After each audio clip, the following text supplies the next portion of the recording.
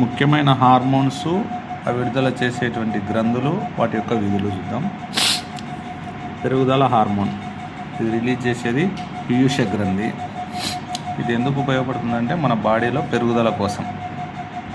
Next thyroxine అనే hormone release చేసేది thyroid గ్రంథి. ఇది మన యొక్క మెటబాలిజాన్ని రెగ్యులర్ చేస్తుంది. నెక్స్ట్ ఇన్సులిన్ అనే హార్మోన్ రిలీజ్ చేసేటువంటి గ్రంథి వచ్చేసి కాలేయం. ఇది వచ్చేసి మన బాడీలో ఉన్నటువంటి షుగర్ లెవెల్స్ని రెగ్యులేట్ చేస్తుంది. ఈ ఇన్సులిన్ అనేది తగినంత రిలీజ్ కాకపోతే మనకు షుగర్ అనేది వ్యాధి వస్తుంది. టెస్టోస్టిరాన్ అనే హార్మోను, దీన్ని రిలీజ్ చేసేటువంటివి ముస్కాలు. ఇవి పురుష ప్రత్యుత్పత్తి యొక్క వ్యవస్థలో ఉపయోగపడతాయి. నెక్స్ట్ ఈస్ట్రోజన్, స్త్రీబీజ కోశాలు. ఇవి వచ్చేసి స్త్రీ ప్రత్యుత్పత్తి వ్యవస్థలో ఉపయోగపడతాయి. ఎడ్రినలిన్ అనే హార్మోన్ రిలీజ్ చేసేది ఎడ్రినల్ గ్రంథి. ఇది వచ్చేసి మనకి ఏదైనా ఆవేశం జరిగినప్పుడు ఇటువంటి టైంలో రిలీజ్ అవుతుంది.